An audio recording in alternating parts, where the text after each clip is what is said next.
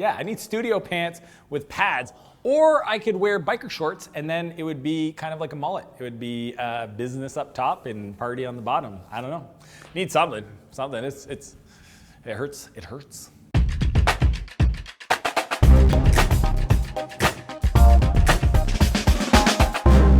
How to build a world-class sales team. In this video, I'm going to share with you guys the way I think about sales and the sales process and how to understand where customers come in their experience to first talking to somebody and then eventually maybe a salesperson and an account manager once they become a customer. Because, when I was, trying to understand and build my sales team at Flowtown, I didn't understand that there's actually different types of roles within a sales organization. And recently I was talking to one of my good friends and he had hired a salesperson. He was all proud and he's like, yeah, I got my first salesperson.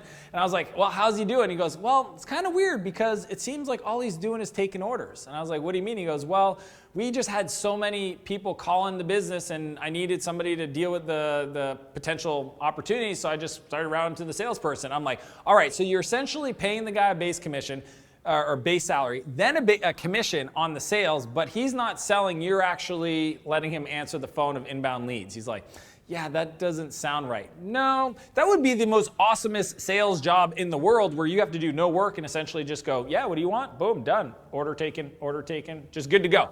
What I'm gonna share with you guys instead is a different way to think about the sales team and the structure. Number one is you need an inbound sales person. Any marketing you do, I call it demand marketing. Any demand of your product, leads come in, that's your inbound sales, kind of like your qualifier. They look at all the opportunities, they talk to the customers, first level filters. Do they have a need? Do they have the budget? Is this something that you think that your product can solve? It's really the first level is qualifiers. That's inbound. In the same level underneath that, you have outbound. These people, the inbound take all the inbound leads that come from your marketing. The outbound are actually strategic in saying, okay, who is our ideal customer? Where do they potentially spend time? How do I build a lead list? How do I reach out to them through email marketing, through phone calls to build more demand? So that's outbound. Those two people, those two roles, those two sections in your sales team, they're all about qualifying.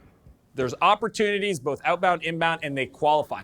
Once there's a qualified opportunity, that kicks over to the sales executive. The sales executive's job is really, I like to call it hunt and kill. Like salespeople, they're not typically, like they're usually like, they're open, they're cool, they're fun to talk to, but they're salespeople. They eat what they kill, meaning that they get the sale, they get the contract signed, and they pass it over. They function really well in that role. It doesn't mean they're savage by any means. It doesn't mean that they're not people that care about your customers. It's just you need to treat them or give them the opportunity to do that so that they can excel, right? Because they have targets, they've got quotas, they've got accelerators that they want to hit. You need to set them up for success. So once those leads come in and they're qualified, they become opportunities. The role of a sales executive is to take the opportunities and turn them into sales.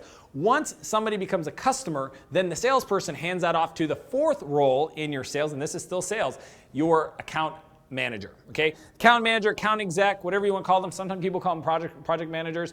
Their job, if the first two are qualifying, the second one is closing, the third one is farming. Once somebody becomes a customer, that account exec makes sure they get deployed. It's like customer success, that you want to make sure the product, the solution, the service meets and delivers on what they expect, that promise that you made.